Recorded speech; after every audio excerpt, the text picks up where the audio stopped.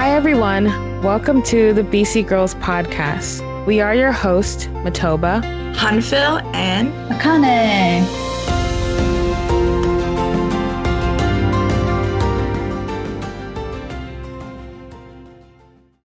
So for today's episode is about advice for college students. So I'm going to pass this off to Matoba. Number 1, focus on your classes. This is very crucial and important. Yes, partying is fun, but if you only party, you are literally wasting your time, your parents' money, and your potential future. Missing one party is not the end of the world. And trust me, it's really not that important. When you become a senior in college, it becomes less of an important priority in your life. Because now you're trying to graduate and you're trying to land a job. You're there for the education. Do what you need to do in order to get that good grade. And also, I would say, get used to late nights. Second piece of advice is use this website, ratemyprofessor.com. Very helpful while you're registering for classes.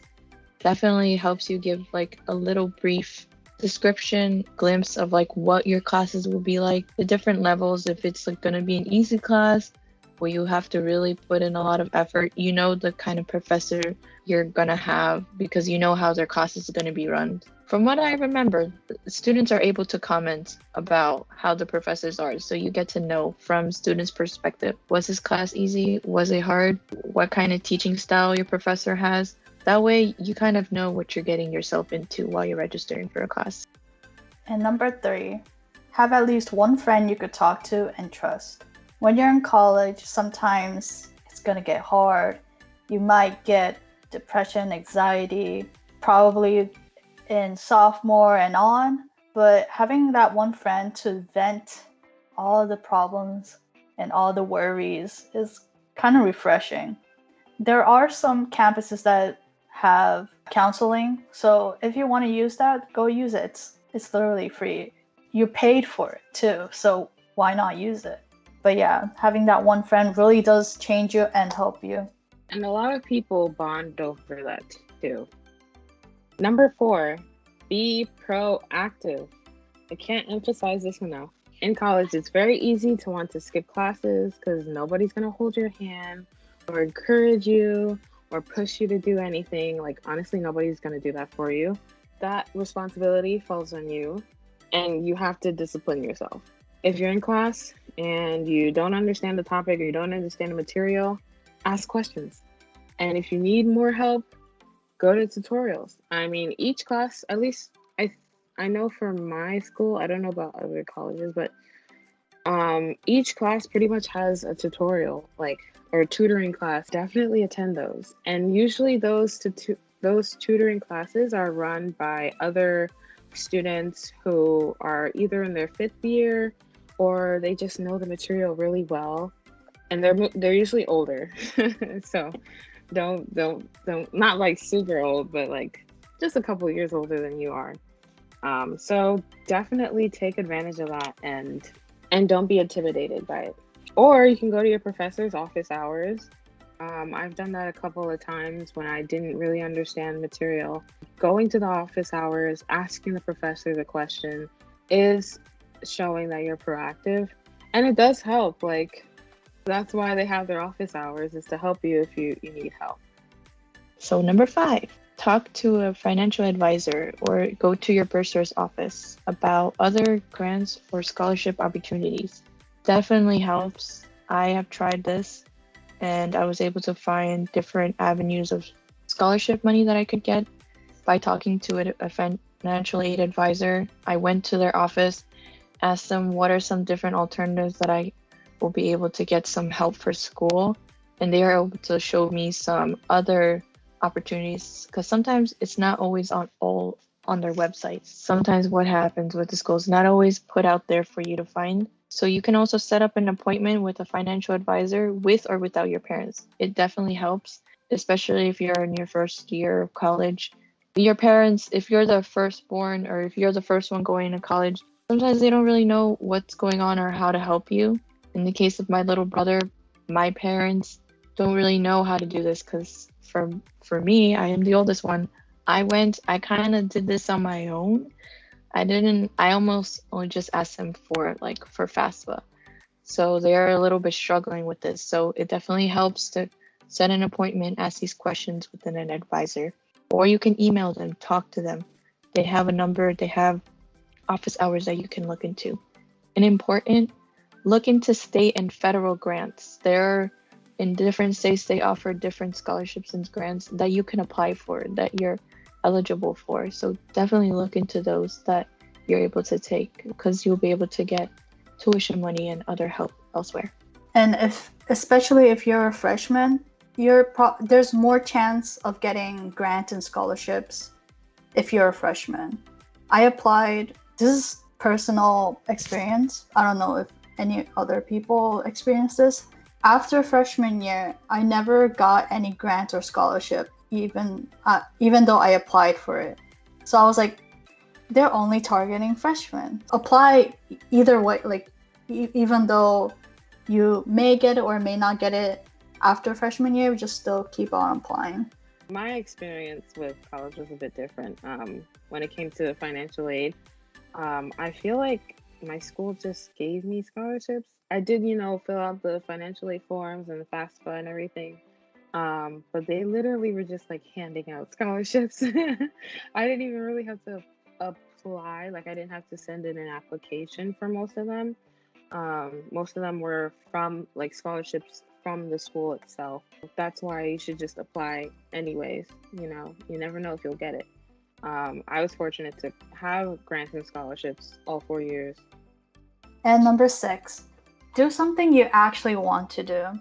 So what I mean by this advice is that it kind of goes back to the high school video. You have to explore yourself more during college, like what do you actually want to do? Because in some cases, there are many students that actually switch majors and figure out, not really the hard way, but like they figure out people who switch their majors do take the long road to figuring themselves out to what careers they want. Number 7, get involved in activities. Now, if you go to college, there are like literally hundreds of activities that you can join, of clubs and groups and other programs as such. Like there's literally so much to choose from, but you only need to choose one. And until you learn to manage your time better, then maybe you can get involved in another activity as well. But get involved in activities. When you do get involved, you make lifelong connections. So for example, I was involved in the university choir all 4 years of college, and I noticed that many of the people in the university choir weren't actually music majors at all. Like maybe there were 2 or 3 of us that were music majors. Everyone else was somewhere an engineer or doing something else in the STEM field, which was really cool, honestly, that, at least at that point, I didn't realize that everyone came from a different place, academically at least. And yet music united us all. They can help you in the future, if you want to get a job at a certain place, somebody that works somewhere because you did choir together, or something like that. So definitely it helps you make lifelong connections. Again, activities that you're involved in can help you make friends. So if you're very nervous about friends too, do some after school activities, join some clubs, be around people who have some similar interests to you. Okay, number 8, getting cheap books. You want to at least be able to save and not have to spend as much. So I wasn't able, when I started in community college, I didn't know that. I just went directly to our school bookstore to find books, and then finding out later in my classes that some of my classmates, oh no, I rented this off of Amazon, or I rented this off of eBay or other websites. I was like, really? And I could have saved a lot more money. If you're able to, sometimes you're able to return them, but Amazon does rentals for books. You can also find PDF files version, which is definitely a saver, so you don't need to like sometimes print out all the pages for a book. And then you can connect to some of your juniors or seniors, like people that you knew who took a class that will be able to lend you the book, or you buy it off of them sometimes. Sometimes GroupMe chats can help if you're a part of it in your college courses, like some classes that you're in, sometimes you have a group chat that you can ask questions and ask people like, where are you able to find this, or how were you able to get this book, or get this course? Because I find that a lot. It was able to help in some ways. Sometimes, sometimes there's just a bunch of like nonsense in those like group chats, but it's definitely one way to help. I'm just gonna explain what Slug Books and Chegg is. Totally not sponsored. So what Slug Books is that it's a website that allows you to compare the prices of whatever book that your professor wants. So there's a variation from Amazon Rentals, then there's Chegg, there's many other websites that it compares to. So definitely that's a way to go to finding cheap books. Chegg is a more organized brand, I would say. You can order whatever book you need, and then it sends you this really cute orange box, and inside it actually has whatever a college student would need. When I used this, I received small packs of detergent or softener, and I actually got a Red Bull, which was my first Red Bull. So enjoy using Chegg and also checking out Slug Books. Number 9, talk to your academic advisor. Make sure you know who they are and when to reach out to them. And I know that for each college, it's a little different. So if you're in the College of Business, make sure you know who the Dean of Students are for that college, and make sure you can find who the academic advisors are. And usually there's like 5 to 7 advisors or so. And you are assigned one for the most part. So you don't have to like ask to have an academic advisor. You are assigned an academic advisor. So reach out to them, get to know them. They are there to help you, literally. If you need to sign up for courses, if you need to transfer credit, like literally every single detail, every single question you have relating to academics, which classes to take, when to take what classes, or you want to plan your whole 4 years, like these are the classes you need to take, and then you figure out which other classes that you don't need for credit but you want to take.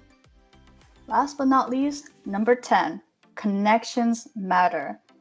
I cannot stress you this enough, because connection matters. I believe all professors said this. I know my professor said this, and it's huge. One reason is because you could get a job after you graduate. Maybe.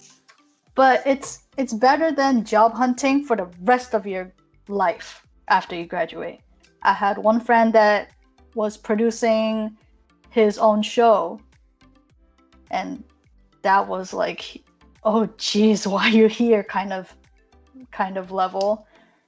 But being friends with people in your classroom, even professors, people outside your class or school, is huge.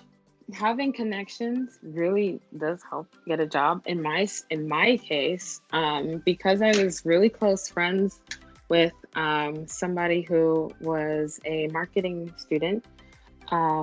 This pandemic has been really hard. I actually graduated as a music major, but I haven't been able to really do anything in that field because as soon as I graduated, everything closed down, everything shut down. And so literally there were no opportunities for me to engage with the music world as much as I wanted to. But because of my friendship with this person, she was able to get me a job at her workplace at a marketing agency. And so, that's been very helpful for me. It's, helped me with finances. But definitely, having those connections is very important. If I didn't have her as a connection, I would have just applied to the job, but they probably would not have read my resume or like giving me they would not have given me the time of day. Because how I got the job, her company was hiring people, and I noticed that this company, they like referrals versus people just applying and they have to, read the resume and all that stuff, do the whole process. So she referred me to the talent acquisition person. And, from there, I was able to get the interview. Like all this was done within 2 weeks. And I got hired right after, doing my interview. Like I got hired a couple hours later. So they moved really quickly. But because she referred me, they moved quickly. If she hadn't and I just applied to them, God knows how long it would have taken before they sent me the letter like, sorry, we're not accepting any more applications, or we've decided to go with other candidates. It doesn't matter. You don't always need to necessarily start off with what you're majoring for. Like if you're able to get that job until you're be able to really like be able to go into the field that you wanted to go to or that career. Like it's okay. It's like, well, that's not what I studied for, or that's not what I'm going in. But it's okay if you're able to build up some finance in order to get like a more better stable like home, or you just want to be able to like, get a car and stuff like this to be more mobile. It's definitely helpful. You don't need to start off right away. If you're able to, that's great. Any experience is a great experience. Mm-hmm. Oh yeah. There is no, well, there are some bad experiences, but you can learn from it. Exactly. And that's another thing. Well, that's not related to this topic, but like interview questions. When you're getting interviewed, like they love to ask, if you had a bad experience. Essentially, if you had a bad experience, and what did you learn, or how did you move on from it, or something like that. So definitely, those experiences are worth having. So this concludes our episode on advice for college students. If you have any questions or comments, please leave it in the comment section below, and we'll catch you later. Thank you everyone for listening to today's episode. Don't forget to like and subscribe to our YouTube channel. Follow us on Instagram and Facebook at BC Girls. You can also listen to this episode on Spotify, which will be linked down below. Let's all create a better version of ourselves. Until next time.